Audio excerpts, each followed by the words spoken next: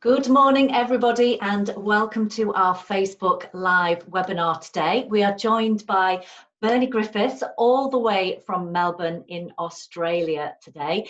He is a international business coach and been awarded some prestigious awards for his business coaching within the photography industry over the years, and if you haven't heard of him, I'm sure you will follow him after today. Welcome, Bernie. How are you? How's things over in Melbourne? Yeah, pretty good, Debbie. Thanks for inviting me. Yeah, we're in lockdown, our second lockdown, but another 6 weeks. But hey, we'll get there. Surely we'll go away eventually. Yes, yeah. Hopefully, just precautionary and not as long as the first one. But no, fingers crossed. So it's the evening with you today, isn't it, Bernie? So thank you. Yes, it is. Thank you for taking the time today to join us. It's at 10 a.m. Pleasure. Morning here for us. So it's but originally you are from the UK, aren't you? Sort of moved across to Australia. Yeah, I was born in Wellington in Shropshire, and I was born with a camera in my hand, and that was it. Yeah. And it just continued from there to where I am now. Yeah. So do you sort of coach people throughout the world? Is it portrait photographers, wedding photographers, or is it a mix, or what sort of photographers do you? Yeah, it's specifically portrait photographers, and yes, international clients everywhere besides Australia and around the US and New Zealand. Just spoke to my client in Geneva, Singapore, in Wales, and various other parts of the world. So you must be nearly 24 hours a day just to cope with all of the different time zones. Yeah. Oh, I start at 6 a.m. in the morning for my US clients, and usually my coaching is hourly. So this morning I started at 6, up at 5 a.m.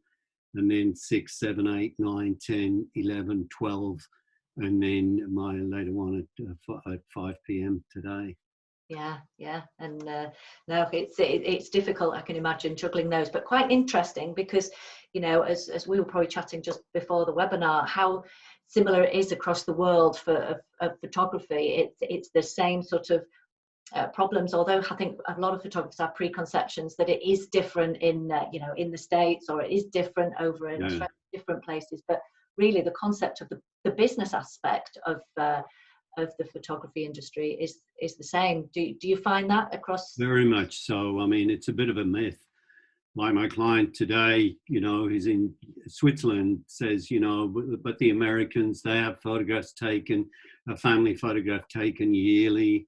And, you know, and I used to think that, I must admit, when I was new to the industry in England, but it's the same everywhere. So, you know, if I go to all the family photographers in Geneva that I did for a bit of research, it's all the same. Everything's the same. And this is one of the problems with photographers. They're all the same. Yeah. If I go to an About Me, I know, I said to my wife, guess what this photographer's saying about themselves? And I said, yeah, you're right. Yeah, they're right. Yeah, you're right. And that's one of the problems with the photographers. They've got to separate themselves from other photographers, and there's ways you can do that. And if there's one thing, you know, photographers out there just watching this, don't be like all the other photographers. Take the, you know, step outside of the box and just put yourself, or put your brand, or put your style out there, and separate yourself, because that's a good start. Yeah. And when you're separated, guess what? You can charge whatever you want, because you're the only one that does it.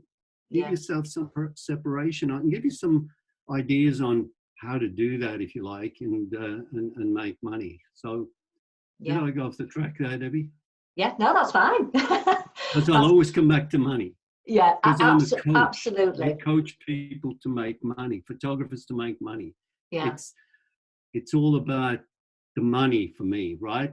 Yeah, yeah. And would you say this pandemic, this whole situation that we've all been kind of thrown into this year, would you say that's more of an opportunity for people to sort of hone in on that brand, that uniqueness, sort of, and that business side of things? I think more than ever, people are more interested in the business webinars that we've been doing rather than the creative, because photographers are sort of, creatives and they're in the industry because they love doing what they do. Love taking photographs. Yeah, At the end of the day, yeah. you need to make money, and that's what it would. So would you say this would be an opportunity, this period of time? Yeah, you're exactly right. Because of the close down worldwide, most of my clients stayed with me. So I was coaching them through, 2 months of not being able to take photographs. And I came up with a list of 36 things that we need to focus on. And what we focused on was, besides getting money, it was incredible the amount of money we generated. One photographer, like in North Carolina, I said, "So Warren, how much equipment you got?" And he looked at me and he sort of a bit shyly, and he said, "Too much." I said, "How much is too much?" He said, "Well, I've got 14 lenses." I said, 14 lenses. He said, "Yeah, accumulated a lot." I said, "Okay, we're going to sell some of those on eBay." And I said, "Have you got back to your past clients with files? Have you given the opportunity of purchasing files?" He says, "No, that's a good idea." I say, let's do your mailing list. Let's do a mail out. So we got a lot of money there. He made thousands to cover his overheads during the 2 months. And also we worked on things like the website, because websites generally don't get finished, or, "Oh yeah, I was thinking I was going to get around to that." And so all those things that you've left, now's the time to do them. Look at your price list. So many things. You get that database in order, and learn how to do MailChimp, and learn how to market, and do some testing on Facebook. We were generating clients on Facebook. So what it meant was that when the lockdown finished, I had one client who had 50 sessions booked. Do you know what I mean? Yeah. So Yeah. when he was ready to go, the race car was ready and revving at the start line, and kapow, except it went kapow and then it went kapow. but we're ready. But since it's opened up, and in places like the States, I mean, I got 3 clients in Texas. How do you think they're going? I got one in Dallas and one in Houston. They're going amazingly well with the marketing we're doing. Yeah. And my newborn photographer in New Zealand, she had a record month in June. Amy, I'm so proud of her. She took $34,275, she told me earlier, nearly $35,000 in a month. Wow. At an average of $1,904. She did 18 sessions. And Amy works part-time. She's got 4 kids. She's values her family time. She only works when the kids are at school, 9 till 4. So she works 35 hours a week. Yeah. And generates well over $200,000. I mean, Wow. why? Because it's processes. Yeah. It's the right processes. It's not totally about the right photographs. It's about how you turn them over and to build your business so it's scalable. Yeah. Yeah. I definitely think, her having sort of, a big family and things, and having to sort of juggle that time is important to, most precious commodity we have, and we all have a limited amount. Yeah.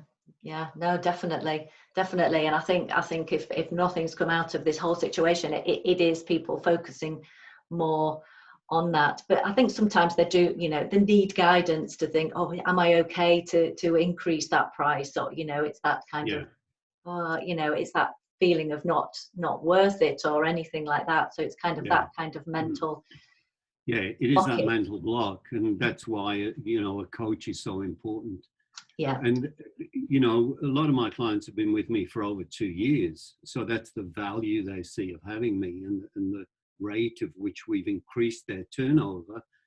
But yeah, I know when my job has been effective is when the photographer says to me, Bernie, I think we ought to put my prices up, because that's when they've got that, the headspace right, and they really believe, and they say, gee, I'm cheap. Yeah. I'm too cheap. I've got to put my prices up. Yeah, yeah, because it is half the time it is that perceived value. I mean, we regularly talk to our, the photographers that work with us as a lab, is sort of combining the right products together to be able to give that good, be able to offer that great perceived value, so that client's going away happy, and hopefully we'll talk about them and come back again. So it's kind of a good balance and a good opportunity to infiltrate some new products to be able to increase the price, but without jeopardizing that margin. Get that margin spot on, right on your wavelength. And I was looking at lots of websites today. I reckon you've got the best products that I've seen from any supplier around the world, because you've got some products that are a little bit different too. I love the floating blocks, like they're sensational. Yeah.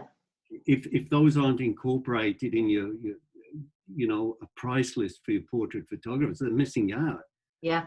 It's just a matter of getting the pricing right. And the portfolio boxes that you've got suit any genre, because you've got the black boxes, or you've got the, the family look type boxes, and you've got all the products there. And photographers have to realize that people buy products, not photographs.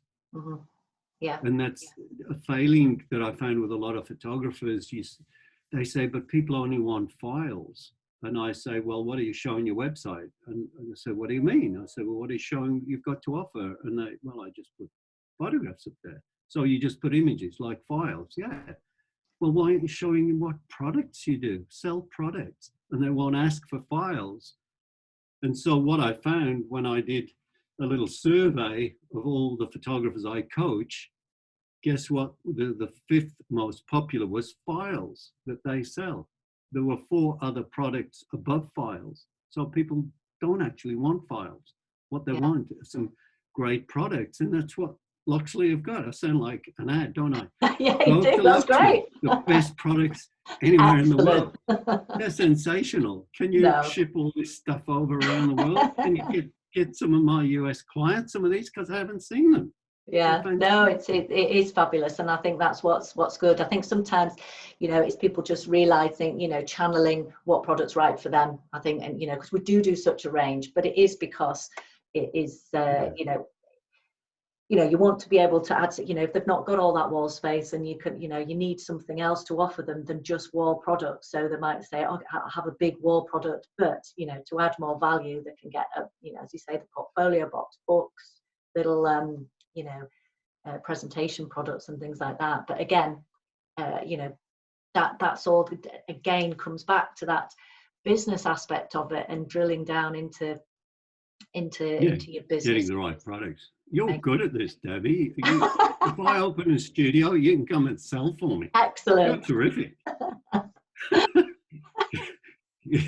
You give me. We're bouncing off each other. This is great. I love this. This is fabulous. No, you're great. You're really switched on. Oh. And I'm so happy to hear that you're taking this to photographers and trying to make them understand the value of what they do, but putting more the business side of things.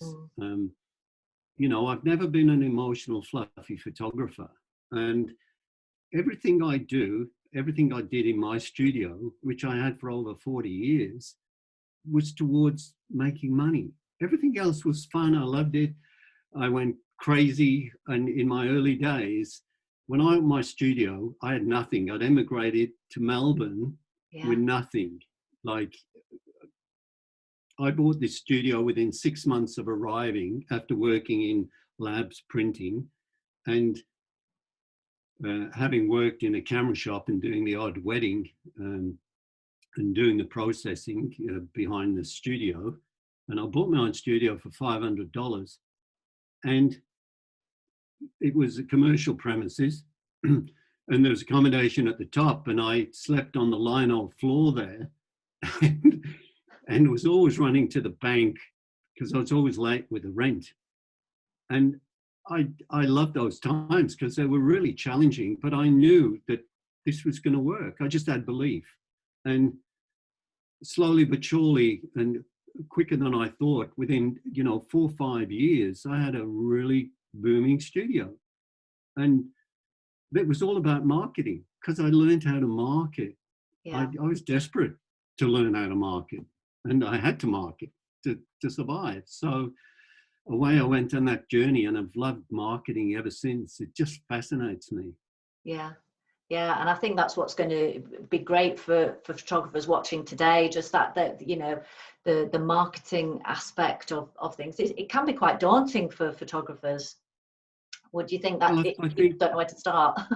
that's right, and understanding it. And what I would say to photographers watching this, if you've got a portrait studio, and Debbie and I said, we're going to open a studio next door to you, I'll do the photography and the marketing, and Debbie will do the sales. How do you think we'll go? How do you think your business will survive? Because we'll be right next door. And Yeah. if your business isn't strong and structured and branded as the way it should be, then I'd worry, because it might happen. I had a photographer open up across the road from me. Yeah. That didn't bother me Yeah. because Yeah. I knew what I'd got. I knew I'd got my own customers. I know I'd got my brand. I know I'd got my passion. I know I'd got my totally different audience, So yeah, you have to build this brand, and understanding marketing and branding. Two things it took me years to get in my head what it means. Yeah. Yeah. Yeah. No, I think it is key. It is key to the success, as you say, and you can continue to grow from there with a good solid marketing strategy. Yeah. So I base my principles on, most people have read Michael Gerber's E-Myth, right? And if you haven't read it, just go and download it and get it on your Kindle or go and buy it, whatever. But read it and try and understand what he's saying. But what he's saying in that book is basically, why would you want a business? Why would you want a business? And he says the reason is that you want to sell it. And I thought, well, that does make sense. Why would I want to sell it? And he says, even if you don't want to sell it, but what he's saying is you've got to build your business so it will go without you. It can run without you. That's where you've got to build it. So that means that you've got something that if you decide to sell it, you can sell it. Mm-hmm. Because it's got a good database, that it's got everything in place. And that's the way I created my business. So that if I knew I were to sell it, we had everything written down, from scripts to when you interview a couple for the wedding, exactly what you said, step by step, then what they said, then what you replied, to phone scripts, to everything. It was so I could, when I employed people, I could tell them exactly what to do, which is what I did. When I employed 4 or 5 other wedding photographers, they had a list of photographs they had to take. And so I knew with that list of photographs, we could design the album to plan to a certain number of pages and so on. So my business at one point didn't need me, but I couldn't walk away from it. I had to stay in it because I loved it so much. Yeah. And just Yeah. keep growing.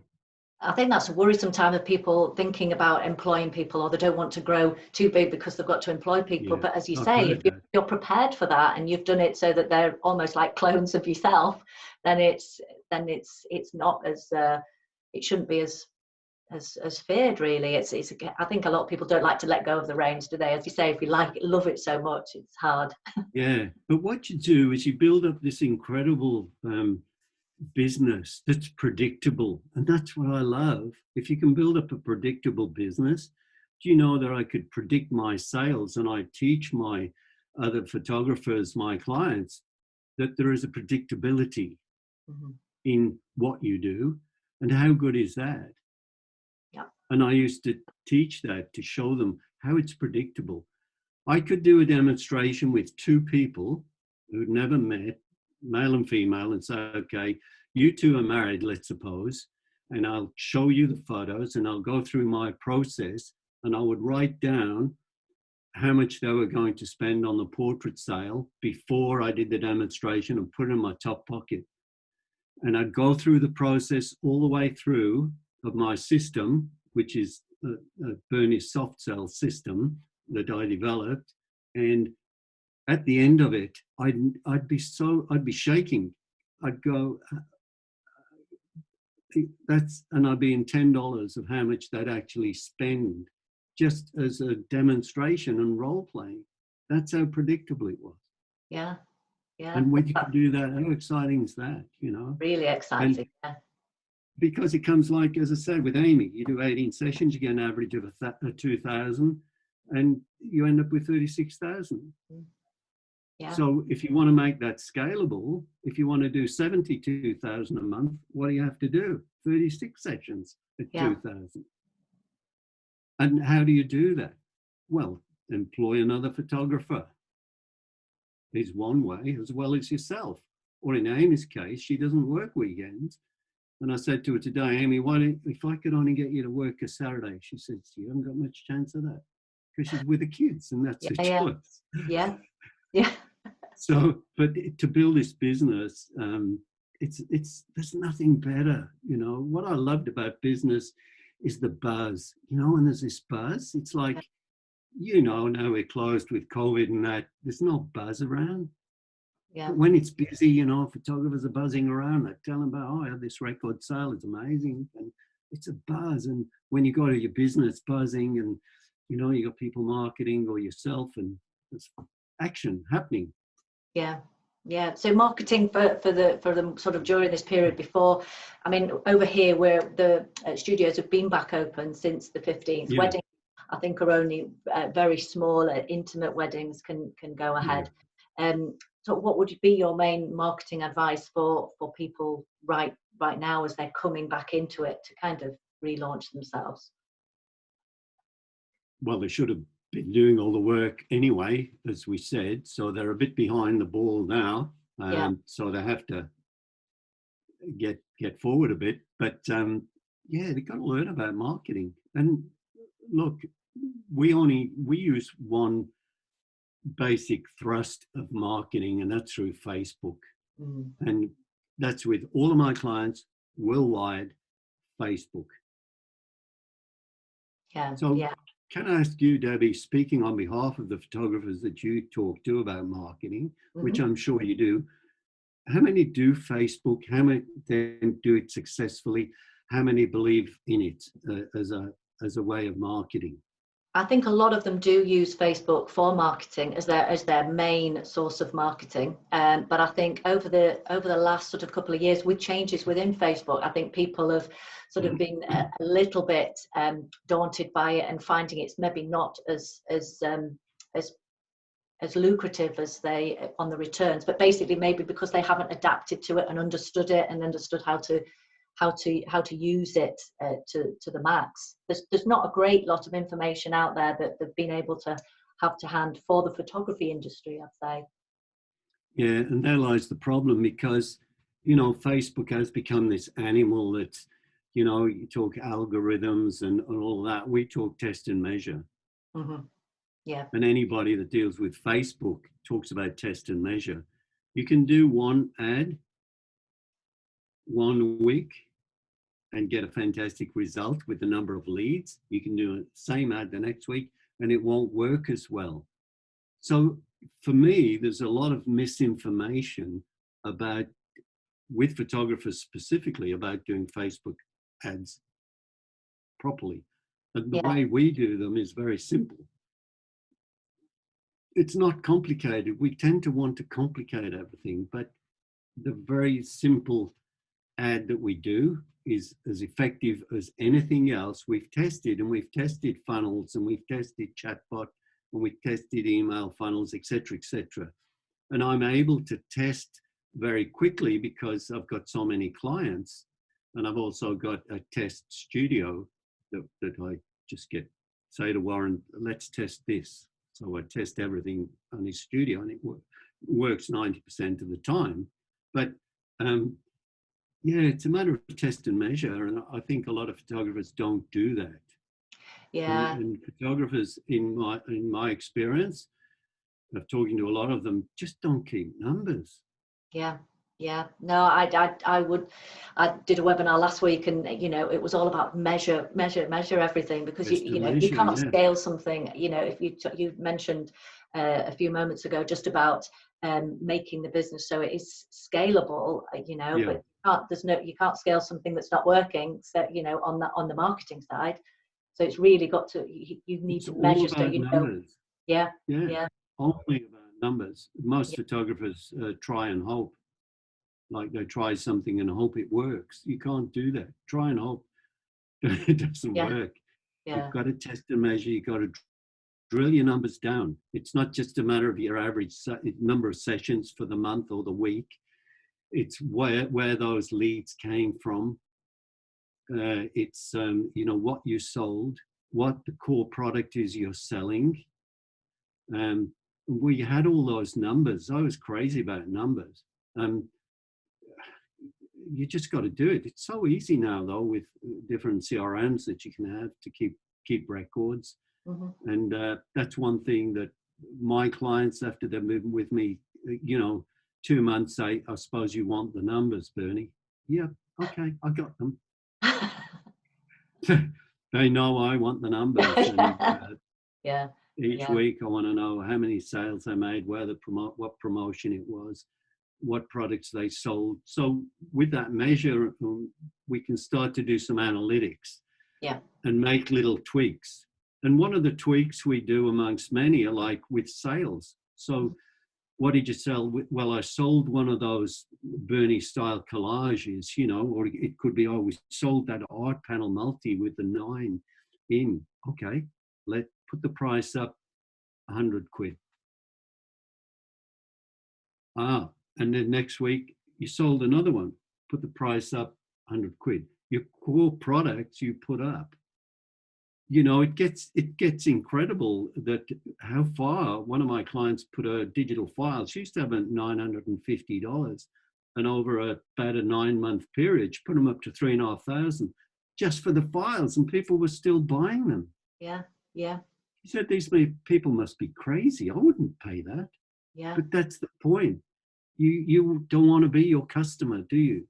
No, and it's all about what. Never be your customer. No. You want people with a lot more money than you would spend. That's for sure. Absolutely, and that is a blockage again. That's another blockage. It is a blockage. Definitely is thinking that it's thinking a lot about I've not the studio's been shut down. I've got no money.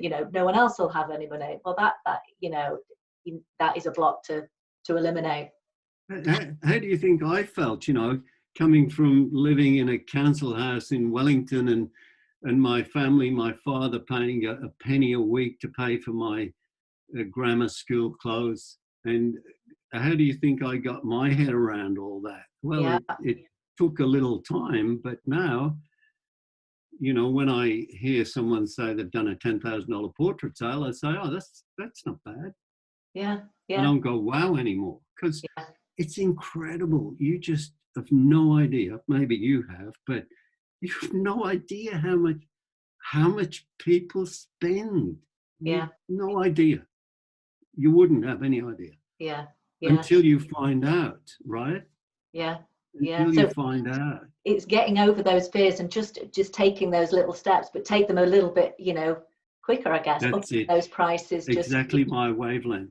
See where that's the plateau. Don't miss one of those rungs in the ladder, because you might slip and go down. You've got to learn and go slowly. And that's how I take my clients. And in fact, recently I had a client, very high end. I'll tell you how high end she was. Her prices scared me.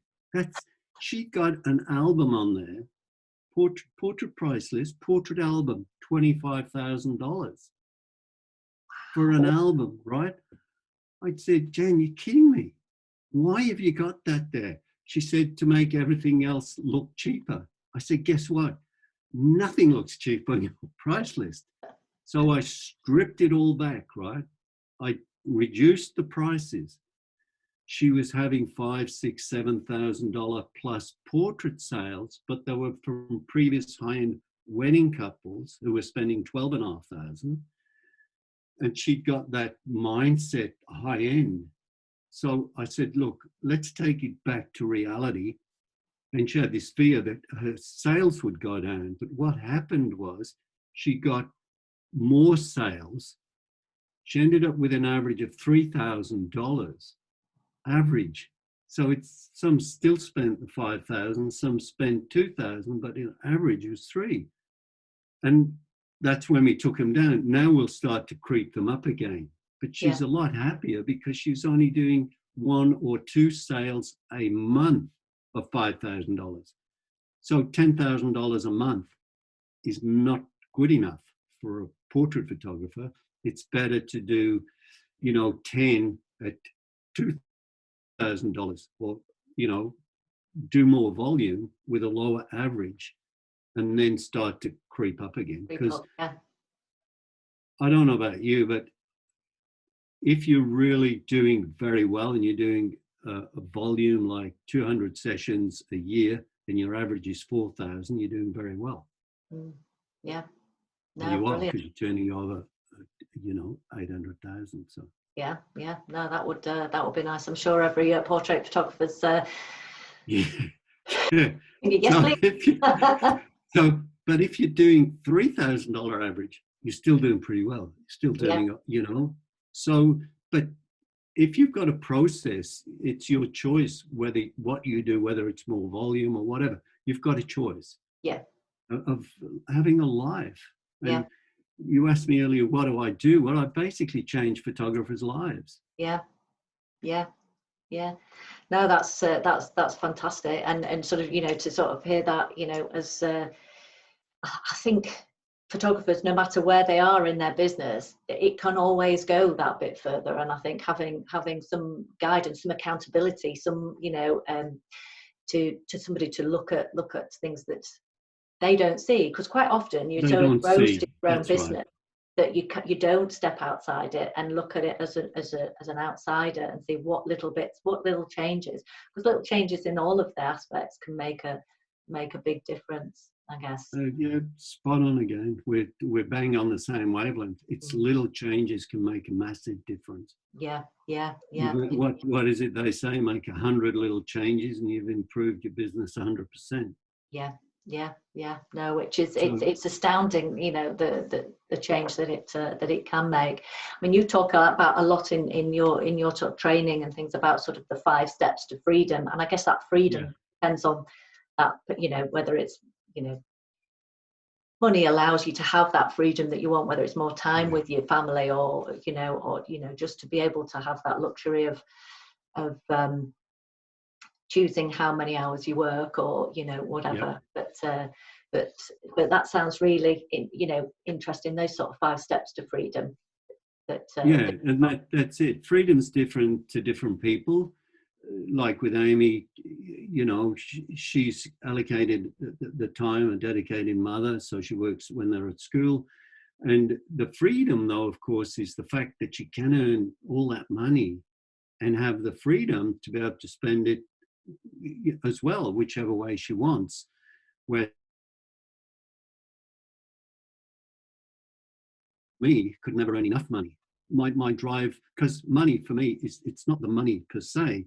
It's money is a measure of success, right? To someone like me, anyway, as an entrepreneur.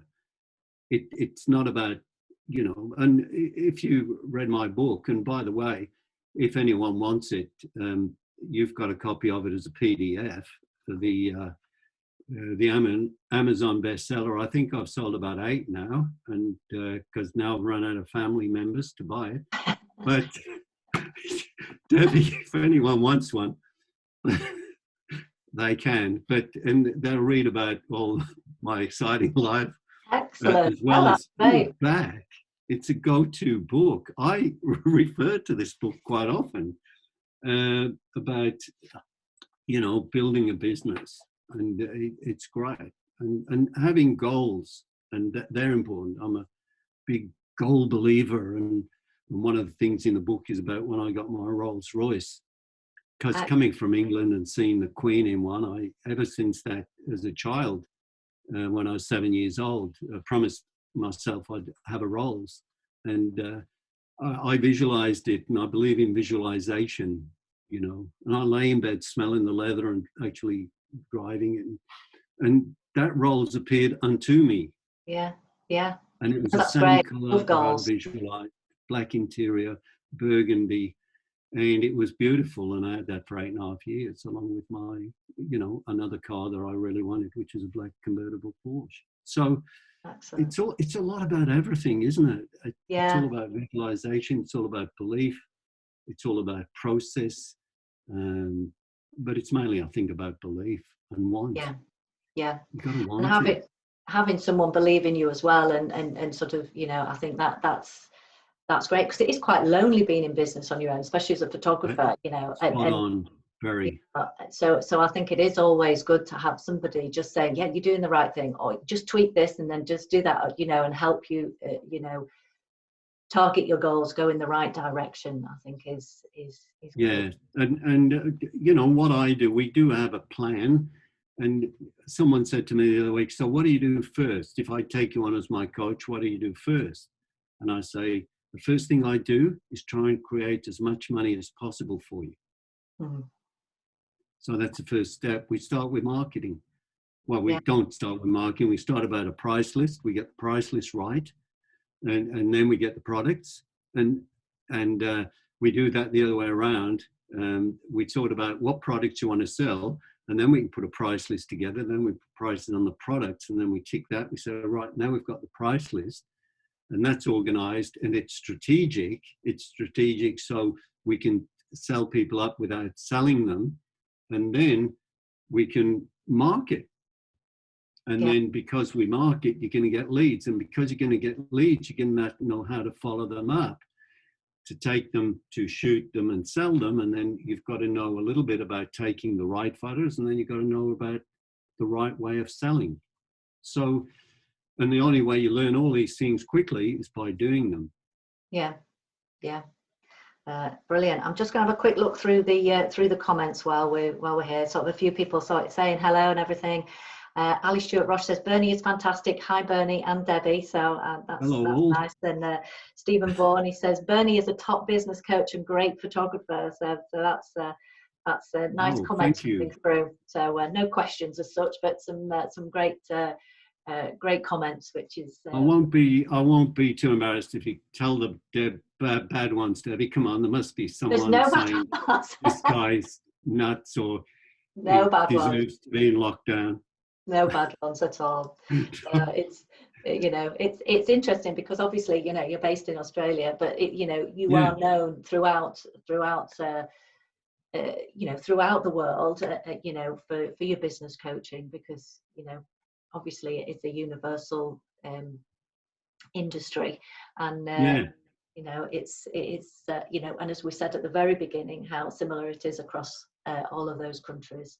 And it's such a booming industry now. That's what I love. We're seeing records all the time. Highest sale. I've got a guy that's got a full-time job still. Hopefully he'll give away that full-time job at the end of the year, John. And he did a $10,000 a month part-time. Wow. Yeah. But how do you do that? Well, if you have the right processes that I put in place, you can. Yeah. And it's just amazing. And as I say, my catchphrase is your success is my success. So I'm never happier than when a photographer reaches a goal or breaks a record. We're all into records in my private Facebook group. We do a big boom when someone gets a big sale or breaks the monthly record, or amazing. Just love to see success. Yeah, and that's what's supportive about communities. And I think, again, just going back to this period of time, it has brought more communities together, and just people watching the webinars even, and and interacting on them, and then we have a Loxley Pro community, which is professional photographers, and they just share share information and well, share all sorts, and just a positive environment. And I think you do need that, don't you? I think it's Yeah, I find that amazing because with my inner circle group, like they talk behind my back. Like someone was saying the other day, I spent 2 hours with John yesterday helping him set up the automated process. And I go, really? You spend 2 hours? Why didn't you ask me? Because they connect with one another, and that's what you say. It's supportive. They feel more part of a family and connected. Besides sort of having the coach as well. yeah. They're willing to give so much. I can't believe it. Yeah. I think that's key. If people do have a coach, mentor, or anything, I think they need to be very open with them so that they can actually give the right, the right advice, the right mentoring. Yeah. Otherwise, it's got to be the right stuff. And look, there are so many shiny objects out there, right? Shiny object here, shiny object there. Why don't I do this? I think I should do this. I saw on a forum the other day that somebody said that I should know. Yeah. We're on a road. We go on a focus road, and the photographer's captain of the ship, which is the business, and I'm purely the navigator, right? But you can be assured the photographer going on the journey, and the journey for me goes in a straight line to the island of gold. That's where the money is. But the photographer will see all these little shiny objects and will want to take his boat in other directions. And I'll say, well, yeah, you can go there, but I'm telling you, the best way is to go this straight line. Yeah. Yeah. You can listen to Bernie and do what he says, or we can go over there together and waste our time, or we can go this way. Yeah, because I'm guessing that's sort of, the strategy of sort of the 5 steps to freedom. It is sort of, getting to that step, then the next step, and then the next step to try and get to there. So I guess, there's with knowledge, that's the important thing. With steps, because I give steps, I give actions. I'll set up the Facebook page. I've sometimes paid for ads for photographers. I'll pay because I can be the admin, but I have to use my credit card if I set up an ad in their Facebook page. So it goes through my credit card, but so be it. Yeah. So lots of things. But what I've really been proud of this year, I think, is that my clients getting it and putting it in place and seeing it work and seeing the results. And as I say, changing the lives. 2 of my clients have bought houses this month, which 12 months ago, they never dreamed they'd ever have the money for. And they've now got these houses and they're going, they couldn't have done it if we hadn't have made the business successful. Yeah. So, and that's good, isn't it? Yeah, definitely goals and targets to, for them. That's great, and a big pat on the back for them for achieving that, and that's great. Well, I've got a goal to come to the Society's convention in London in January. We're planning on coming. How do you think that goal's going to? Well, if it actually goes ahead, hopefully, fingers crossed, it will be. I think that's probably going to be the next, big event. Hopefully, that will be, providing we can do events of that size. Yeah. Because this year, as in New York for 15 months, because my daughter lives there, so we lived in Manhattan for 15 months. So we're able to travel. I was able to visit a lot of my clients, which was amazing, and also to go to PPFA in Nashville. So that was great. And PPFA is around about the same time in January, because I've been to WPPI 2 or 3 times, but I've never been back to the old country to attend one of these 3-day convention type events. So I said to Wendy, let's go to jolly old England, and then let's go back to New York and stay with my daughter for as long as we want. Yeah. Quite a few people do that sort of back to back. I have a plan, so there you go. I have to do a lot of training, a lot of hand washing, and yes, we got the compulsory masks on Thursday. Oh gosh. So Yeah. Oh, when do you we get leave those the sent to home. you, do you? No, we already had All right. some because we just escaped from New York to get in back into Australia with a last Qantas plane from LA Oh, right. Oh, my just goodness. before all this happened. So we Yeah. just got, prior to that, we were in Vienna and we just made it.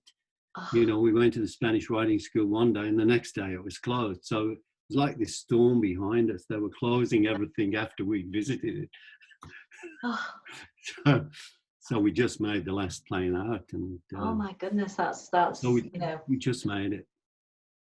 yeah, Otherwise, we could have been stuck in yeah, New York, which yeah. is okay, but it's no good for the insurance, right? No, no, absolutely. No, you like to be on home territory, I think, you know, if Well, you're yeah, locked you down. do. Yeah. Definitely. But I get, you know, So luckily, I think your business model as it is now, I think, you know, obviously you could be anywhere in the world, so it's not going to stop your business. But again, it's just that. That's it doesn't, and that's a great thing because you know whether I was in Vienna or whether and we went to England and so on. I've worked all around the world. It's just what I do, and yeah, whatever time it is, you know. yeah, Because while I was in the States, I'd work the evening shift, right? yeah, yeah, yeah, Because see, in Australia, we're a day ahead of the States, yeah. You so are. we're 9 hours in front of you. Yeah, So yeah, I know what's happened. yeah, What do you want to know? yeah. Do you do the lot? Do you want the lotto Lottery, yeah, winning that's it. numbers? We're ahead. Excellent, excellent. Yeah, yeah, If only it always worked will. like that, that would be amazing. Yeah, yeah. I've Yeah, been there'd trying be to no work all no that need out, for but I goal haven't. setting and marketing Yeah. strategies, but yeah, Yeah. no, that's Well, yeah, we have to earn it, unfortunately, some of yeah, the time. We love doing it. So it's a pleasure. I've yeah, I don't think I've worked a day in my life. yeah. And I think that's what's so rewarding, you know, I guess for photographers as well, because they're doing what they love to do, and you know, you're doing Yeah. what you know your passion is photography, but helping photographers as well. So it's kind of, you know, seeing them, you know, someone else succeed is must be so rewarding. Yeah, I think it's watching them grow as well, because as they say, you'll never grow. You have to grow before your business Yeah, will grow. The business won't grow bigger than when you grow. So you have to grow. And then it's just that confidence thing and yeah, belief, really. Belief is, you just have to do it and get outside of the comfort zone and do incredible things you never thought you could do and yeah. surprise yourself. Yeah, I think selling, you know, people's, you know, doing the viewings and actually doing the sales part of their business is quite daunting, and people have many barriers for that. And you mentioned sort of about your soft sell approach that you do for, Yeah, because I think sometimes, you know, confidence is yeah, quite a barrier for people, and thinking, oh, I don't want to, you know, be that, you know, salesperson. I can't sell. I can't say that price. I can't tell them how that's much right. to do. Yeah, yeah. Everything like that. Do you find that the people that you've mentored have, you know, blossom? Do they blossom quite quickly? What are kind of do they Yeah, still have barriers? You know, how do you break those yeah, down? yeah. They do blossom quickly because with my soft sell system, the way it happened, because I was a busy studio. Let me give you some idea how busy I was. Within a very short few years, I was doing 40 or 50 sessions a week. Right? Now you go, how can you do 40, 50 sessions a week? Well, I'll tell you what, I did it, and they were half-hour sessions, and that's how busy I got. And then I had to employ a sales lady, then I had to employ a marketing lady, then I had to employ someone to do, you know, the post-production behind the scenes, then I had to employ someone else. So I was flat out photographing because of our marketing. So I had to develop systems. And with the wedding side of things, we did 200 weddings a year.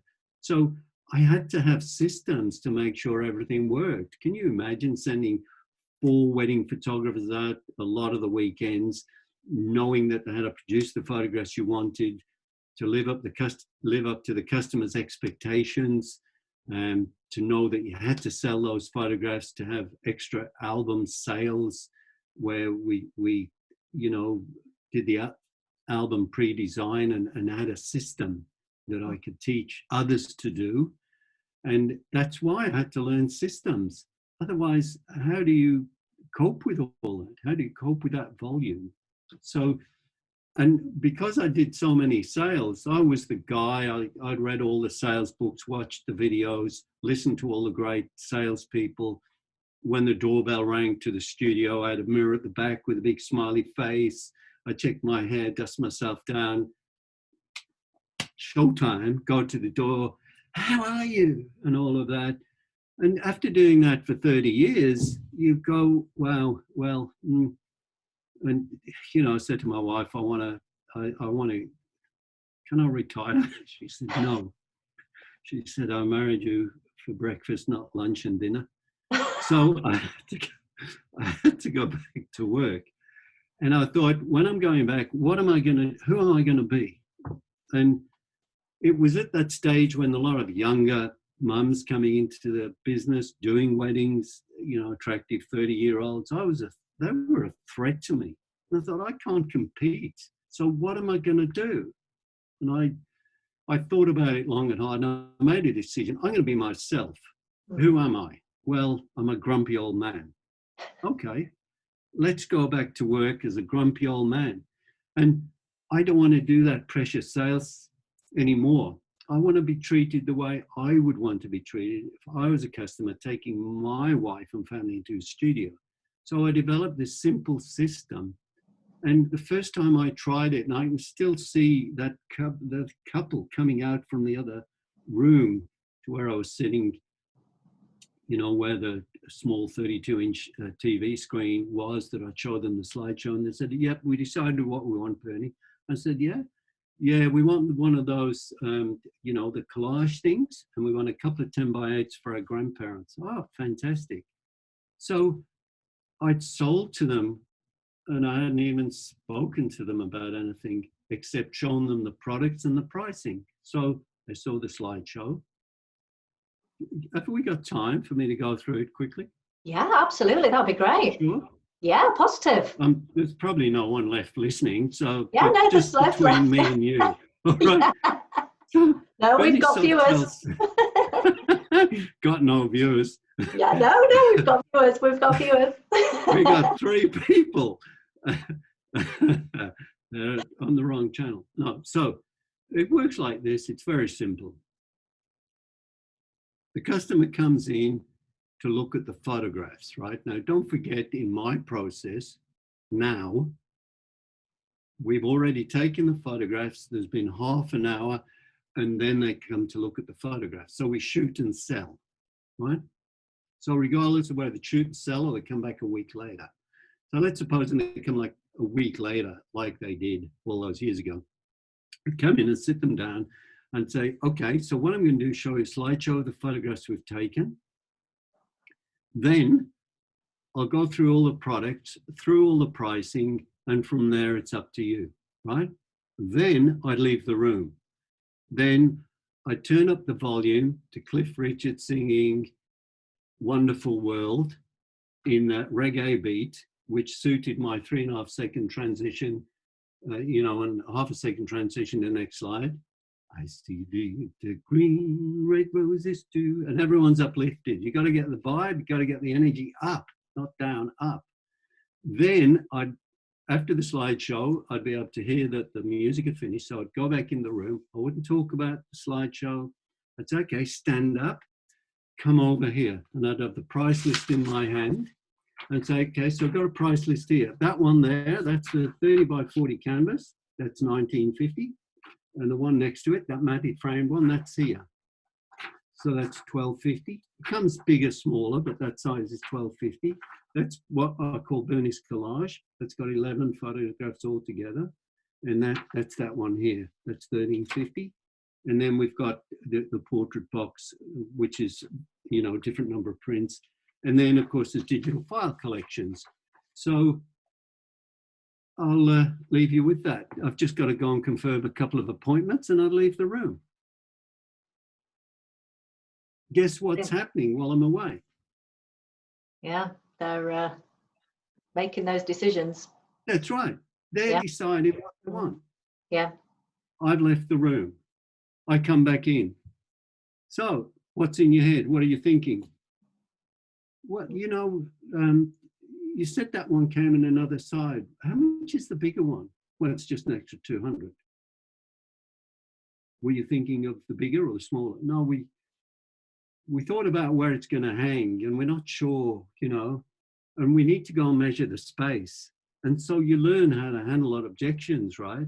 So when they say that, you say, well, look, if you're trying to just fill a space on the wall, it's not really the best way to go about it. What you have to get is the appropriate size. Now, the appropriate size depends on the image size. So if you can imagine a photograph of my head, try to imagine that.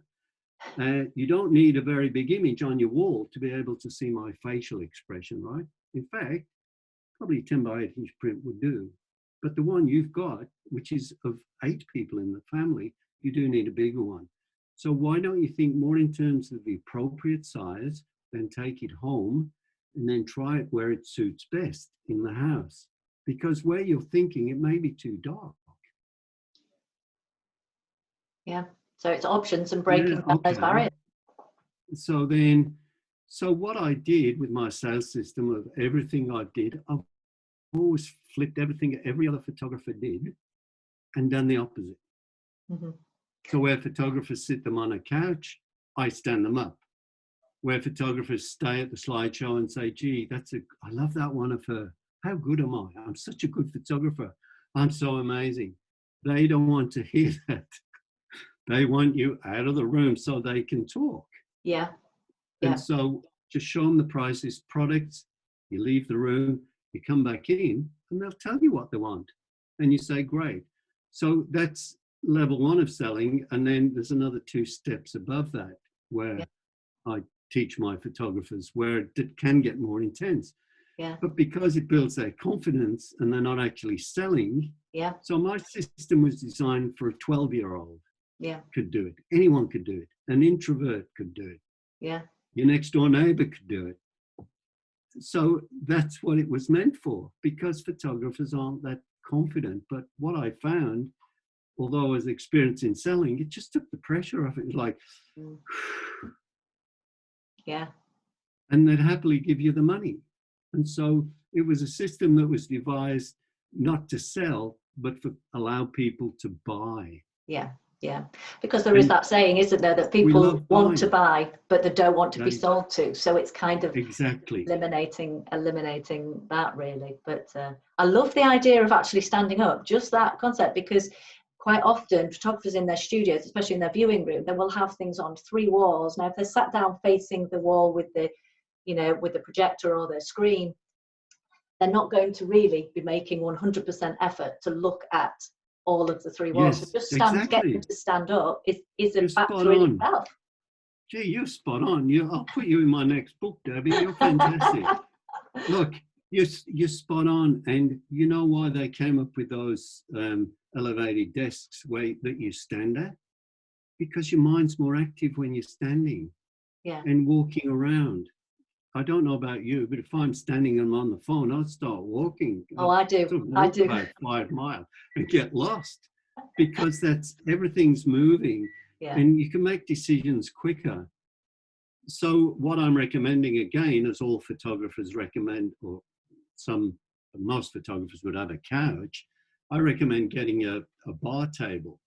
So you've got high stools and they can just look and sit at the slide bar, which are popular everywhere, very trendy, and watch the slideshow that way. And then when you get them stand up, they just slide off the stool. Yeah. So you've got to do things differently than other photographers. I did the opposite. When they zigged, I zagged. And that was the same with my wedding business.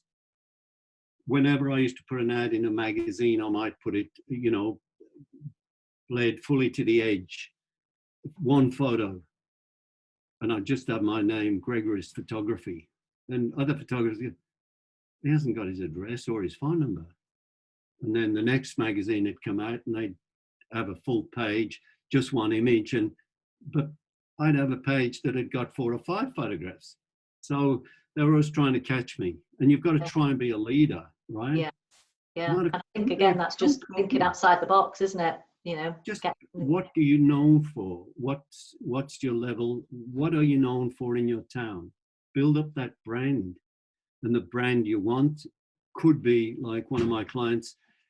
And a brand is about what people talk about your business when you're not in the room. What do they say behind your back? Like, oh, I went to see Moray's photography. I had some photographs taken. She's amazing. So expensive, but so amazing. You've got to go. yeah. That's what you want them to talk about. Not, I went to this photographer, gee, it was hopeless service. What do they remember you for? Yeah. You know? And you can build that in a community. Yeah. Isn't that exciting? How much you Definitely. can do, and you can get in the newspaper, local newspaper, which I get my clients in all the time, and you can sort of build things. You know, it's great. It's fantastic. Anyway, Yeah. you've got to be a local legend, right? I like that. Local legend. That's everybody's task. Be a local legend. Be a You know. local or local celebrity. Yeah. Yeah. And Like that, you know, I'm a global guru, right? absolutely. I'm going to look down some questions while we're on here. Actually, just I think a few more have come in just while we've got. So David Page says, "Hi Bernie, how can I move my Facebook dog photography page from a community basis to a monetary basis without alienating my core fan base? I'm terrible at marketing and often end up giving files away for free." Which was the question? So it was, how does he move, just bear with me, how does he move his Facebook dog photography page from a community basis to a monetary basis What, just without moving your alienating? Facebook page to a business page? Yeah. Is that well? I That's think the it's answer more, to the I think he question. probably has a dog photography business where he's maybe just sharing information. It's more of a community page where he's sharing information about probably the best dog food or grooming places or just getting people talking about their dogs, but actually now focusing it more on getting them into to have a shoot, I guess, I would imagine. Well, if Getting it's them set up booked. as a business page, then he can do Facebook advertising, right? Yeah, yeah, yeah. And I would imagine just probably even just start, start introducing from just his normal, just general community, just slot in a more of an advertising post leading them to his business page would be a good idea to sort of transfer that. I don't know. I'm not sure. I haven't got enough detail, Yeah, David. But if it's yeah, just a community page, I assume you've got a business page as a mhm, photographer. So with a business page, you can market with Facebook advertising and very easily. yeah, So with the community page, I'm not sure why you'd want one. You yeah, don't need one. yeah, If it's not actually making you money, why have you got it? yeah, Like, if it's not strategized in such a way that now or in the future it's ever going to make you money, just kill it. yeah. Get rid of it. Yeah, and It's probably it's try and just. lead them to the new business page where it can do them advertising. But are they really his customers when he Yeah, said he gives yeah, files away for free? yeah, They're not really. yeah, yeah, So I sort of know what he's trying to say. Maybe he's trying to say, well, how do I monetize getting the right clients? Maybe, but look, it can be done. I think pet photography. I've got 3 or 4 clients who are pet photographers doing extraordinarily well. Pet photography. There's pet photography, newborns, um, families, and what other one? Well, there's 25 genres we work with when we do Facebook advertising, and the genre is very important because they can all be used as test and measure, and some give fantastic results like mother and daughter, and so on, mother and children. Um, we've done heaps of different genres. So, but dogs, there's so many things you can do with promoting pets. Yeah. Yeah, and Uh, I see it as quite a growing genre, really, because it is a little bit like the newborns. I saying you capture that moment, you know, that dog is,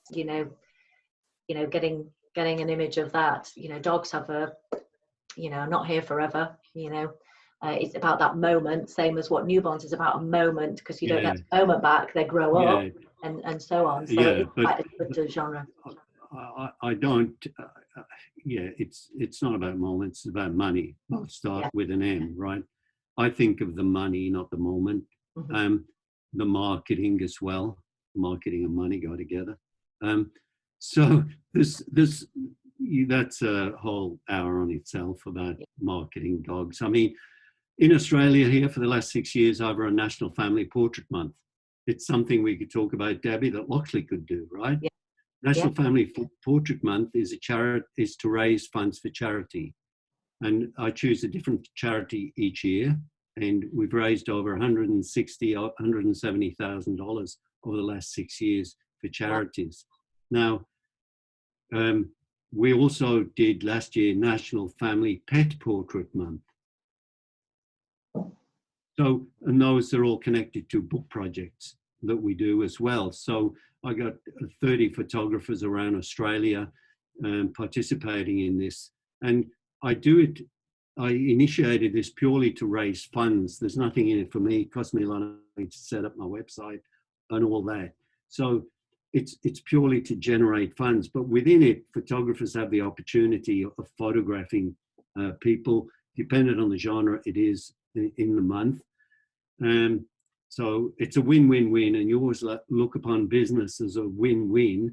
You've got to win and the customer wins, and with us, the charity wins with this charity project. So, Brilliant. yeah, pets, that crazy, Yeah. easy target, easy genre. Just stand out from the rest. Yeah. And do your pets differently. There's many different ways. And even in Australia, there's two, I would say, pet photographers who turn over $1 million. Wow. It's enormous if you get the marketing right. You know what I mean? Yeah. Yeah. And No. one of those is book projects and charities, Yeah. and all sorts of things like that, besides Facebook driving that. Facebook's incredible. It's just incredible. The way we do it, of course, which is simple. And we don't even generally go into Ads Manager. We just boost posts. Yeah. Yeah. I mean, we have a couple of, I think there's lead generation companies and things like that, like the Click group. They work with the Dog Trust and also the RMG, the Reflections Marketing Group. They also work with a Dogs Trust as well. So those are good connections. Probably. But you can do it yourself in your own community. Yeah. And get all of the advertising, approach the local paper, never stop doing media. We're looking at doing a TV ad. One of my clients does local TV. We've been on radio stations, all with these projects. It's just knowing how to do it and having someone to lead you towards it. Yeah. So a great cause and good brand awareness as well. So exciting. I mean, boudoir, glamour, everything's booming from my eyes, from what I see. Yeah. It's extraordinary. I would have never, if you'd have told me 12 months ago, this industry was in this fantastic state, I'd have said, it can't get any better because it's going good. Yeah. But it is. I'm seeing the results. I'm seeing numbers, real numbers. These aren't numbers I've read somewhere. These are real numbers with my clients. Yeah. No, that's fantastic. So we've got an Angeline Bromham. She says, I've decided on a career change later in life and have only just completed my first 2 shoots. So listening on how to price is invaluable. So that's great. Great comments. Ali Stewart Roche says, we have all day and I'm listening, Bernie. So that's good. Yeah, she didn't want you to leave, I don't think. What's that, 2 people? That's great. That's fine. As long as we get that message across to one person, About we're 30 on still. We've still got about 30 on, and and we do get a lot of views after as well, so that's great. Yeah, so there's someone replying to that one, which is fine. She says, Kerry Jordan, she says, do you have any advice for someone who doesn't want to do in-person sales? Yeah, learn. Soft Bernie's selling. soft sell system. I've told you. Yeah. It's easy. It's so easy. And look, I was never a believer on online sales until two of my clients over the last 2 weeks, one of them did a $5,000 plus sale on Zoom, and the other one did a $3,500 sale on Zoom. And I'm going, you're kidding me. You're proving me wrong. Yeah. Like, come on. So I can't believe that, but I know it's true because they're my clients. Yeah. It's crazy. But I would suggest my in-person sales is not selling. Yeah. If you can do it. I'll come over and I'll teach you guys. We'll do it. We'll fill a room of people and I'll demonstrate and I'll show you how easy it is. And we'll start a Bernie's soft sell system UK, and we'll take it on the road, and then we'll get it on TV, and then we'll have a winner and we'll announce it.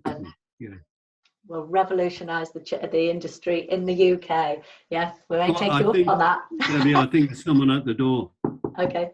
I ordered some takeaway food. We get the kangaroos to deliver it. Yeah, hop out of here, you. Yeah, thank you. Yeah, they deliver the mail in the mornings. Excellent. And then they do food deliveries in the evening. Perfect. Yeah. Perfect. Yeah, well, there's that many of them. We have to just control them. They're all wearing masks, by the way. Oh, are they? Oh, good. All the kangaroos have got masks on. Don't worry about that. I expect to see a photo of that, actually. Don't worry, you will. Excellent.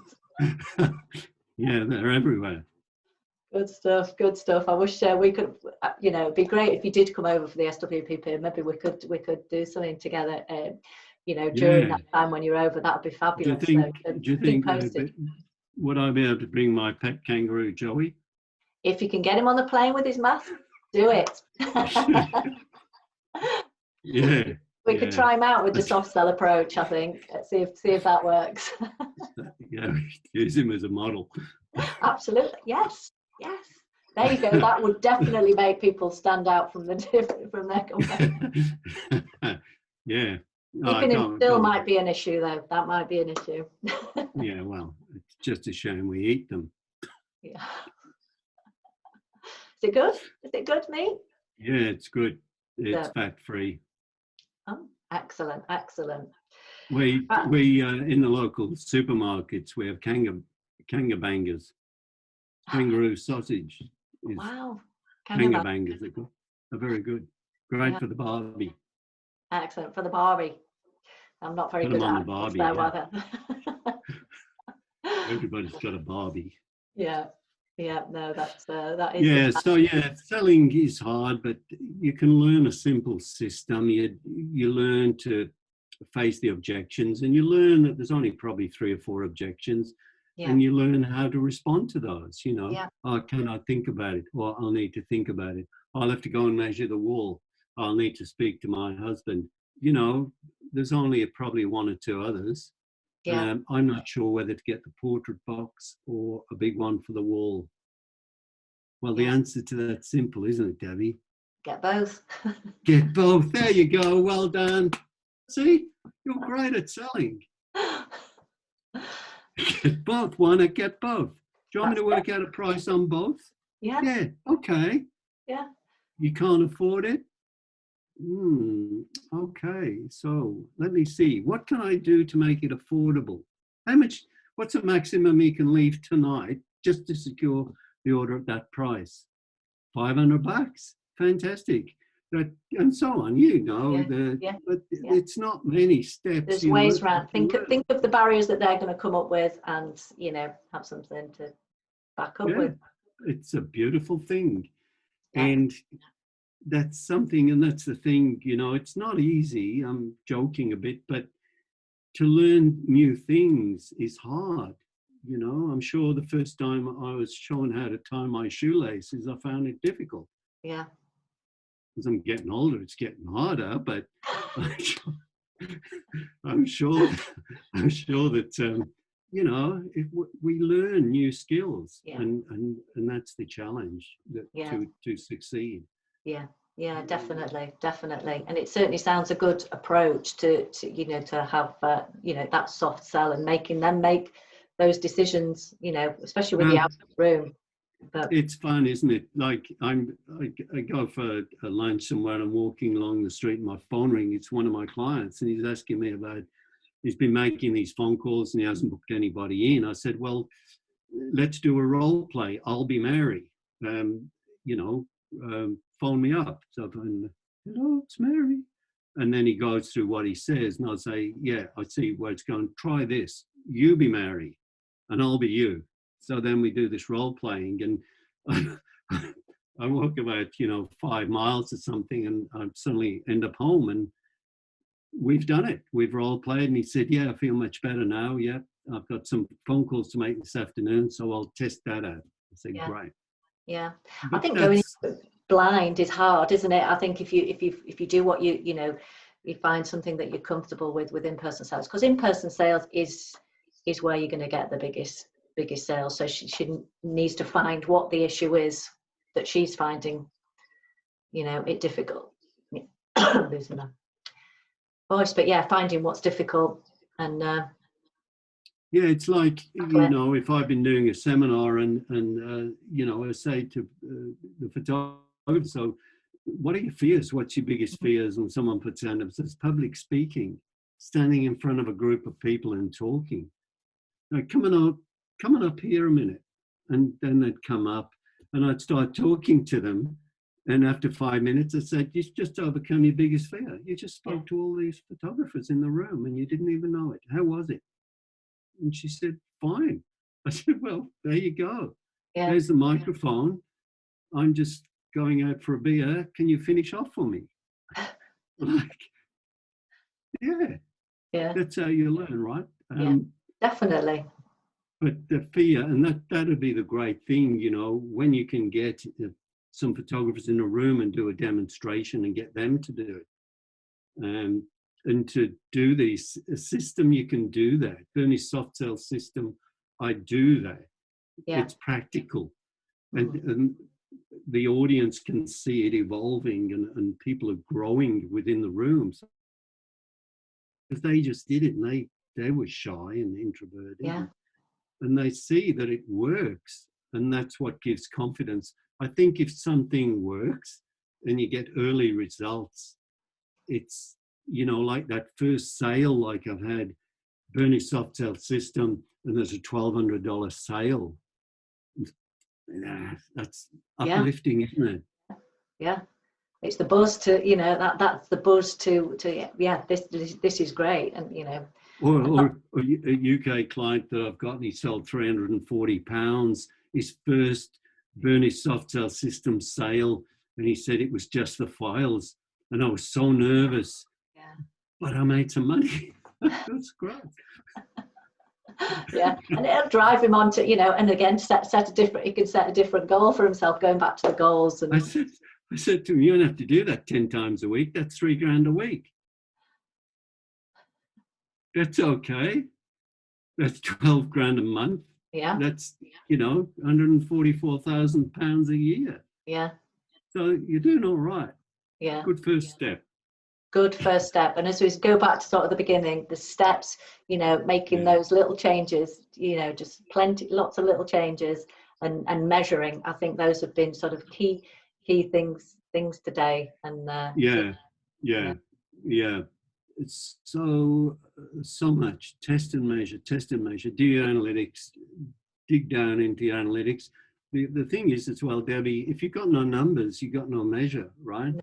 yeah, So if you don't know, how can you know whether it needs fixing or not? yeah, Absolutely, absolutely, and that goes across the And scale for everything within the business, from the marketing to the, your margins, your products. You need to know everything, everything. yeah.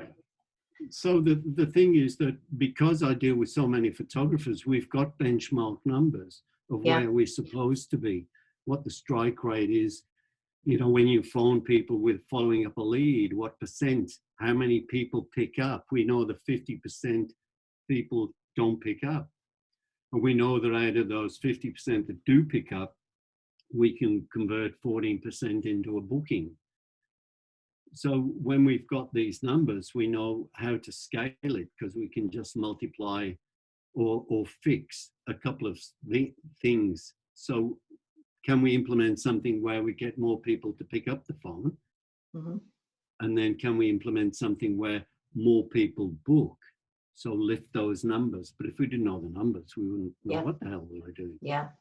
So I think that's key for everybody. But I think there's been some absolute golden nuggets today, Bernie. Thank you so much for joining us and sharing and being so sort of open and and sharing all these gems with everybody, which has been fabulous. And hopefully we can do this again. This would be great. I mean, we're continuing our webinars on, Oh, great. I think that's great what you're doing. I've looked at one or two of them, and I think it's fantastic.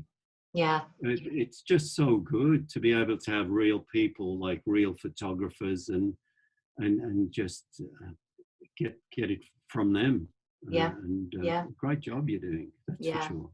Yeah, no, I think it's people do have to feed off that information, and and also having sort of a mentor. It's definitely worth investing in in that business, to take your business to where it should be, and to that financial that freedom, whatever that freedom means to you. Did you say an award-winning mentor? Absolutely, an award-winning mentor. With his trophy. Yeah. Yeah, good. Yeah. Yeah, because that's an international one as well, I think, isn't it? It's for business coach, probably business coaching. Outstanding photography professionals for coaching and photography to the industry. That was 2 years ago in Shanghai. But oh wow! That sits on my on the sideboard there. Excellent. No, that's fabulous, and it is, and that's why it's sort of that you actually coach people in different in quite a few different countries, which is.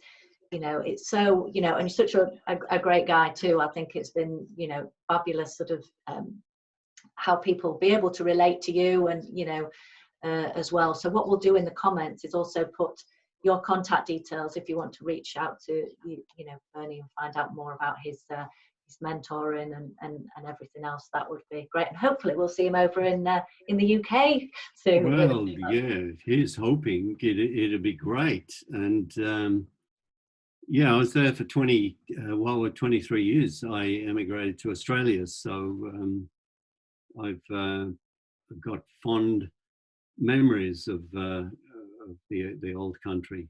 I've visited a couple of times. Visited the old council house where I grew up, and the school I used to go to, and all of that. So fascinating. But yeah. The world's a great place. Look, we travel all the time and we love everything. Wendy and I just, so much gratitude for every day.